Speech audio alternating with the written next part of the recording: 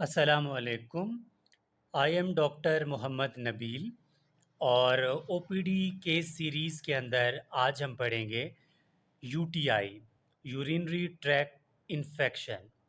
OPD में आपके पास जब भी पेशेंट जो है प्रेजेंट करेगा, उसके जो सिम्टम्स होंगे, पेशेंट कहेगा कि मुझे माइल्ड यानी थोड़ा सा कभी कभी बुखार होता है, माइल्ड फीवर है मुझे, और इसके साथ साथ मुझे बर्निंग मिक्चुरेशन है। बर्निंग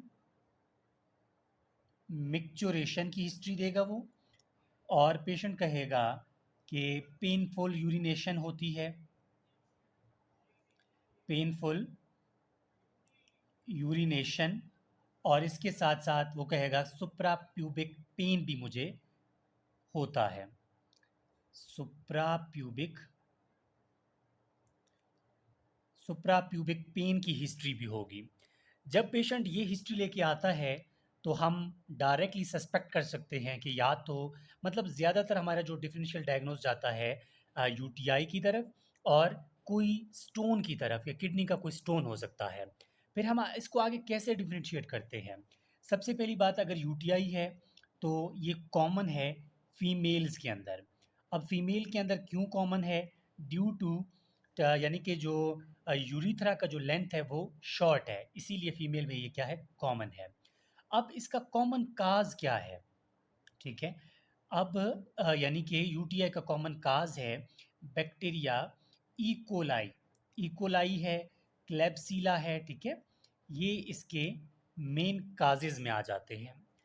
अब जैसे ही ये इस तरह के हमें हिस्ट्री मिली, पेशेंट फीमेल है, मोस्टली फीमेल होती है, कॉमन मतलब कॉमन है फीमेल्स के अंदर, तो आप लैब्स कौन से करवाएंगे जिसे कंफर्म हो जाए कि यूटीआई है? आप सीबीसी करवा सकते हैं, इसके अलावा यूरिन डीआर करवा लें। ठीक हो गया, यूरिन डीआर करवा लें। और अगर आप सस्पेक्ट कर रहे हैं कि पेशेंट को और भी हिस्ट्री है, कि मुझे और भी कोई प्रॉब्लम है, ये एक लॉन्ग हिस्ट्री है, ठीक है, आप सस्पेक्ट कर रहे हैं कि इसको कोई भी स्टोन है, ठीक है, तब आप इन इन्वेस्टिगेशंस को मज़ीद आगे बढ़ा सकते हैं, के यू बी करवा सकते हैं, के यू बी अल्ट्रासाउंड। अब के यू बी अल्ट्रासाउंड क्या होता है? यानी कि किडनी यूरिटर ब्लैडर, यानी के यू बी अल्ट्रासाउंड जब आप लिखेंगे तो किडनी यूरिटर और ब्लैडर की अल्ट्रासाउंड होगी, उसमें भी कंफर्म हो जाएगा। इसके साथ साथ आप यूरिया क्रेट जो है लेवल करवाते हैं, यूरिया क्रेट लेवल करवाते हैं, और सीरम इलेक्ट्रोलाइट लेवल करवाते हैं अगर कोई स्टोन सस्पेक्ट कर रहे हैं। नहीं तो मोस्टली इस पेशेंट इस हिस्ट्री के साथ यूटीआई जो है डायग्नोज किया जाता है। अब मैनेजमेंट क्या है यूटीआई की? ठीक है, मैनेजमेंट यूटीआई की, सबसे पहले आपने क्या करना है, फ्लोरोक्विनोलॉन्स स्टार्ट करवाने हैं, यानी टैबलेट सिप्रोफ्लॉक्सासिन के नाम से जो टैबलेट नोविडेट आता है, ब्रांड नेम है नोविडेट, ड्रग नाम है सिप्रोफ्लॉक्सासिन। 250 mg से 500 mg जो है, डिपेंड ऑन एज आप जो है रिकमेंड कर लेते हैं। दूसरा, आप इसमें जो कि बर्निंग मिक्चुरेशन है, माइल्ड फीवर है, आप टैबलेट पोनिस्टान इमेफेनेक एसिड, या फिर टैबलेट पैरासीटामोल यानी पैनाडॉल आप जो है पेशेंट को दे सकते हैं। इसके अलावा तीसरी चीज़ आप इसमें ऐड कर सकते हैं सिरप, ठीक है।